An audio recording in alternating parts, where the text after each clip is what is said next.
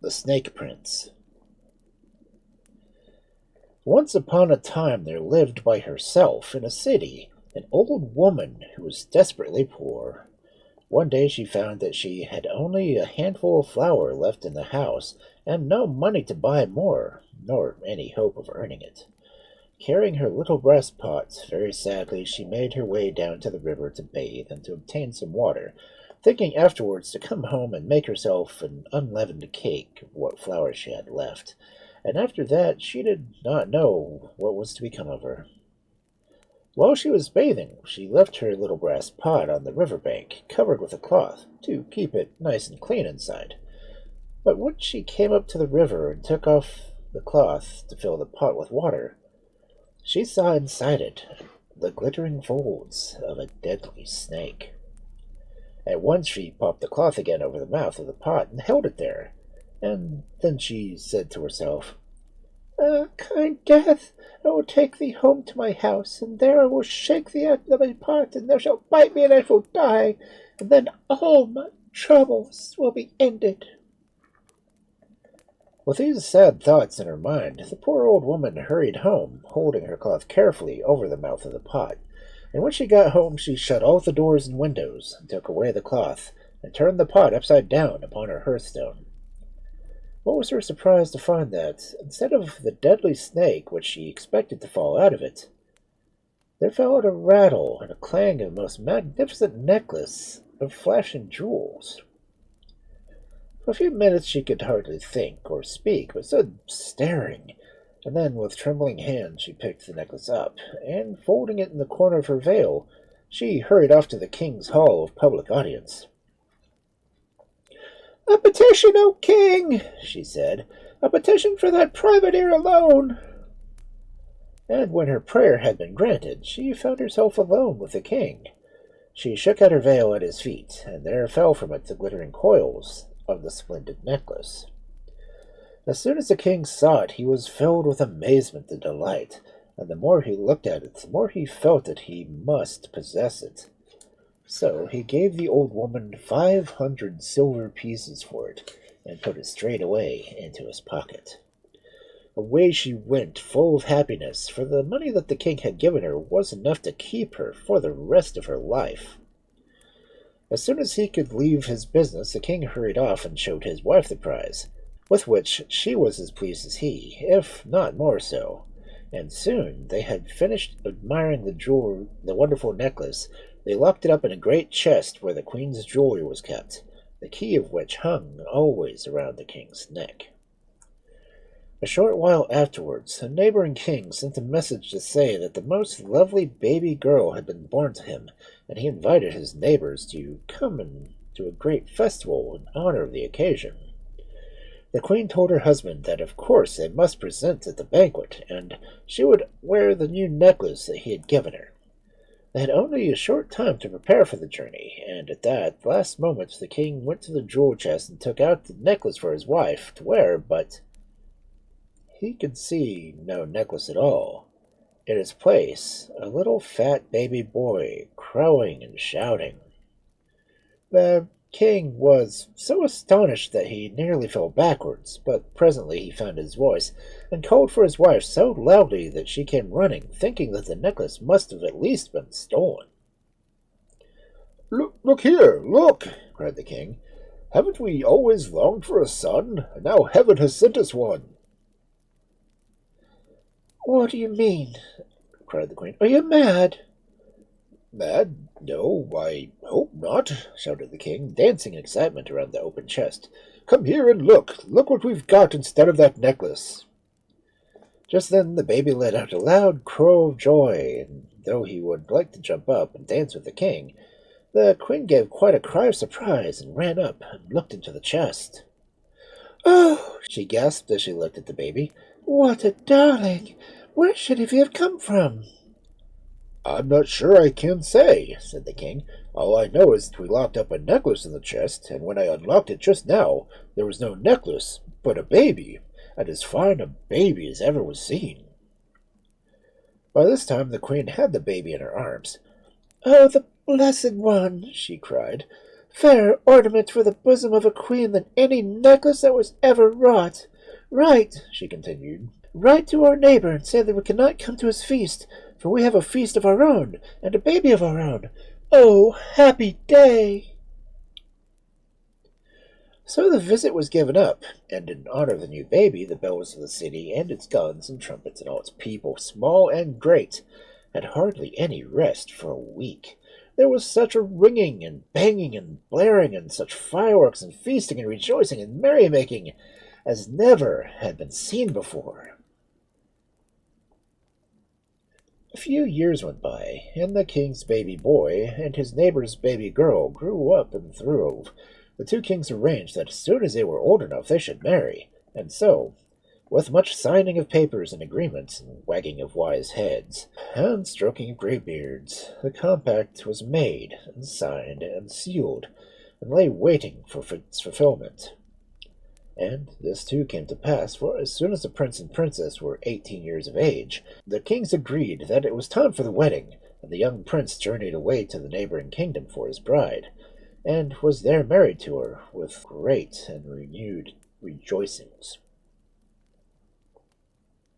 Now, I must tell you that the old woman who had sold the king the necklace had been called in by him to be nurse for the young prince, and although she loved her charge dearly, and was the most faithful servant, she could not help talking just a little, and so, by and by, it began to be rumored that there was some magic about the young prince's birth.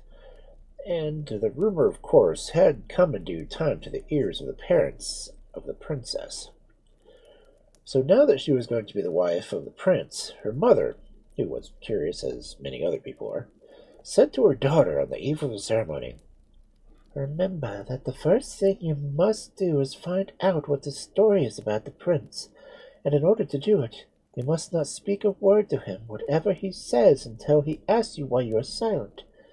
Then you must ask him what the truth is about his magic birth, and until he tells you, you must not speak to him." And the princess promised that she would follow her mother's advice. Therefore, when they were married, and the prince spoke to his bride, she did not answer him.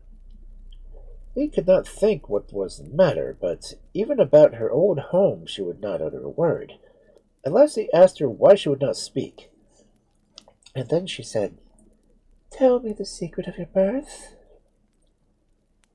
Then the prince was very sad and displeased, and although she pressed him sorely, he would not tell her, but always replied, "If I tell you, you will repent that you ever asked me."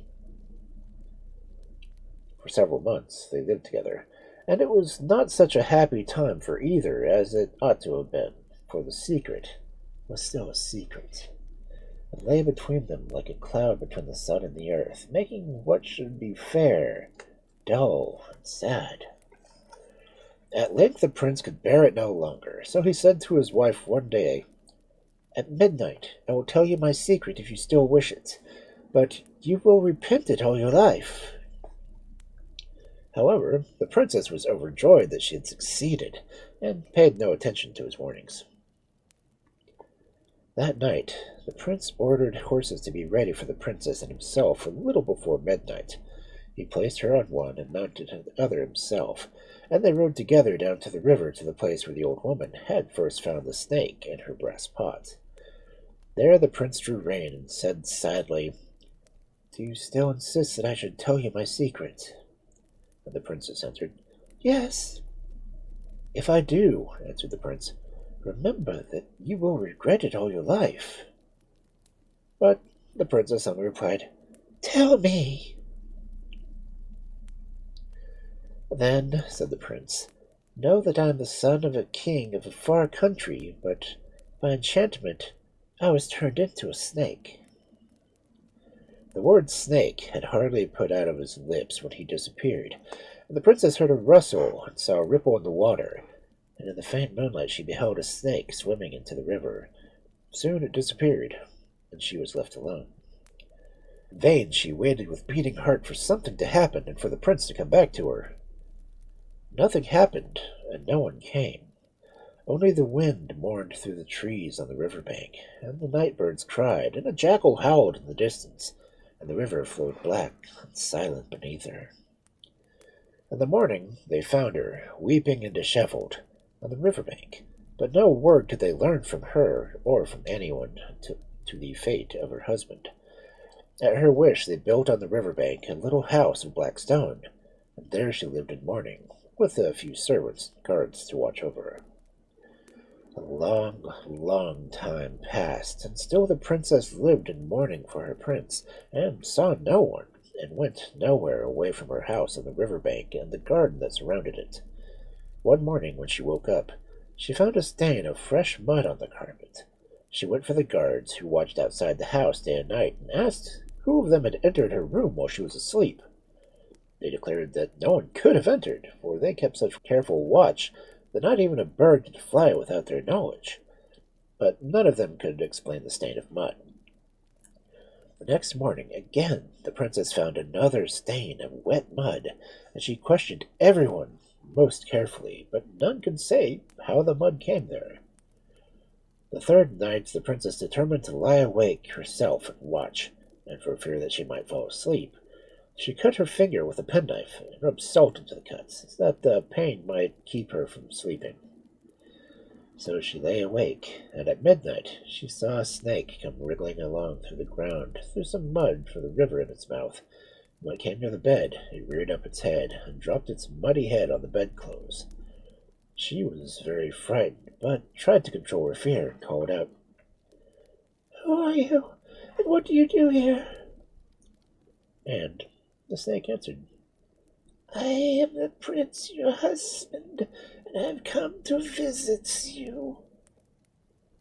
Then the princess began to weep, and the snake continued, "Alas, did I not say that if I told you my secret you would repent it, and have you not repented?"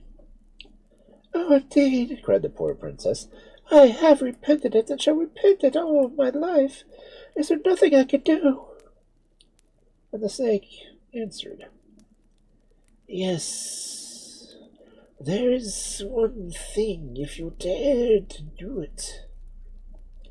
"Only tell me," said the princess. "I will do anything." "Then," replied the snake, "on a certain night you must put a large bowl of milk and sugar in each of the four corners of this room. All the snakes in the river will come out to drink the milk, and the one that leads the way will be the queen of snakes.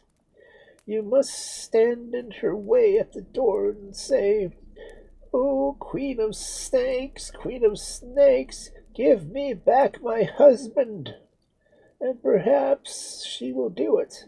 But if you are frightened and do not stop her, you will never see me again." And he glided away.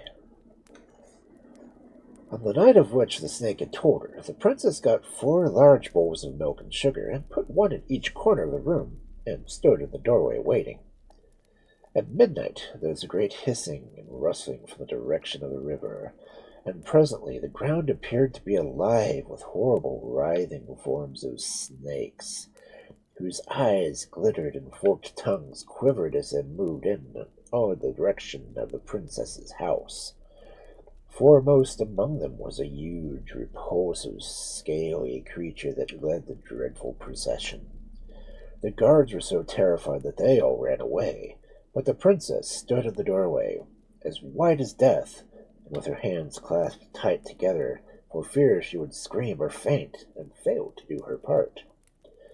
As they came closer, and she saw her way, all the snakes raised their horrid heads and swayed to and fro, and looked at her with wicked, beady eyes, while their breath seemed to poison the very air.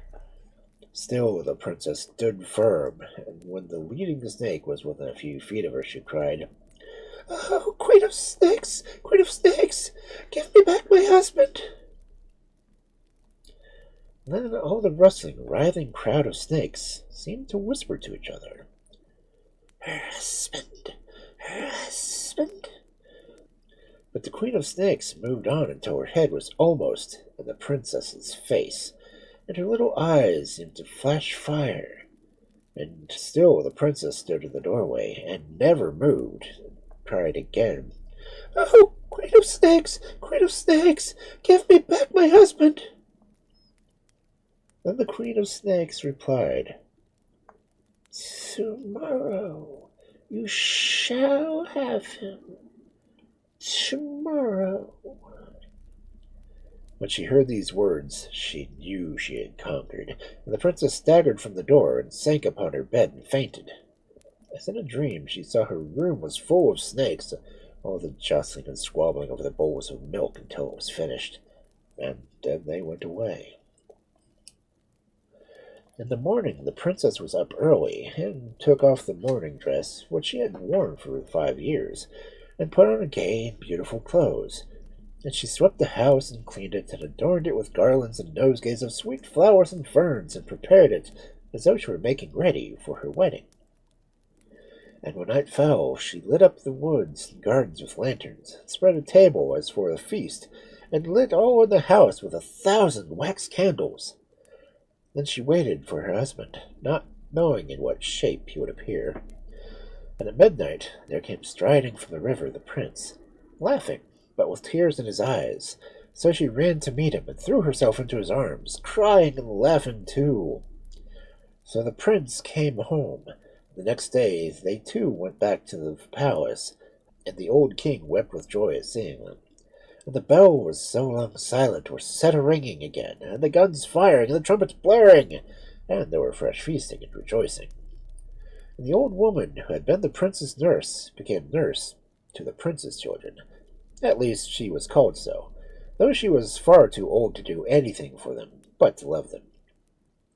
Yet she still thought that she was useful, and knew that she was happy. And happy indeed were the prince and princess, who in due time became king and queen, and lived and ruled long and prosperously.